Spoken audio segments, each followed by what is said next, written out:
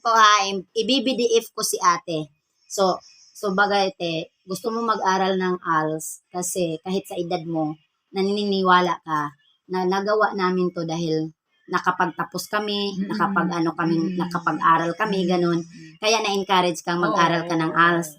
Huwag ka na mag-aral ng ALS, turuan na lang kita. Libre tutorial to. Dito ka sa akin matuto, sumama ka lang sa amin sa mga training. Bakit doon te mga doktor na nagsasalita, di ba ang utak natin, habang nakakarinig tayo sa tainga, nagpa-process yun sa ating utak. So habang nakikinig ka, nag-absorb sa tainga mo kasi ang sabi nga, ang tainga ang tumatanggap ng biyaya. Bakit? Ano man ang naririnig mo, nakaprocess yan sa utak hanggang ginagawa mo ng aksyon. So ngayon, libre tutorial. Matututo ka sa amin, gawin mo. Sumama ka sa amin paminsanan ng training kung talagang mayroon ka ring ibang gawain.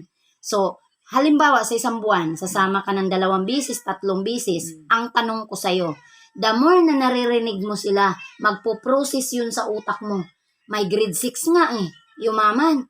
Ang sabi nga lang, hanggat ikaw nakikinig, sabay plastic, paano patalasan ng pakinig Halimbawa, sabi ng upline mo, mag-training ka, yes, upline.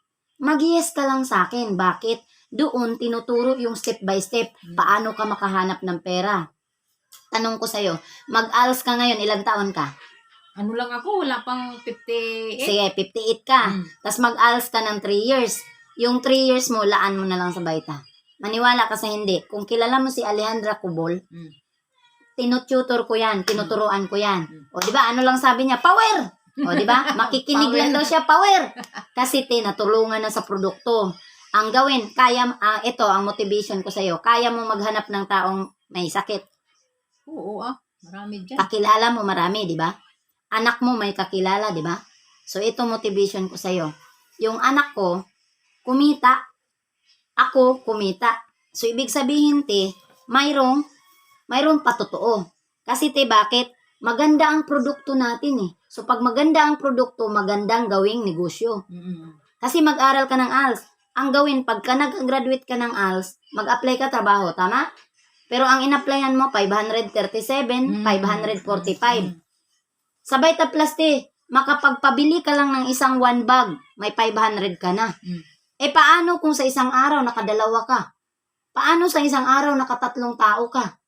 Paano kung ang isang tao na yun napabilib sa produkto, nagpay ng 10 bag? Di panalong-panalo ka. 10,500 mapunta sa'yo.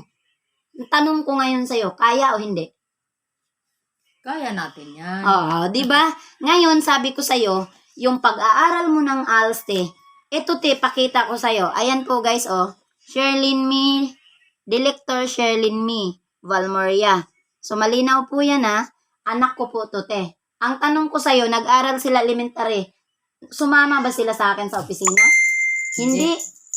Alam mo kung bakit? Nasa bahay lang naman siya. Minsan, dinadala ko yung training. Paminsanan, once in a while. Ang tanong ko 14 years old, nagtrabaho ba sa baita? Hindi po. Hindi. Nahihila siya natutulungan dahil ang grupo gumagalaw.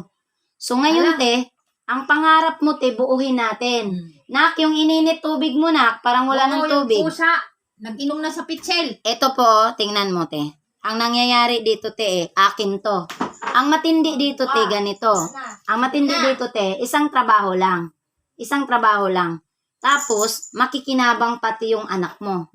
So, ito ang gawin natin Pagka ikaw nagsama-sama sa amin ganito yon.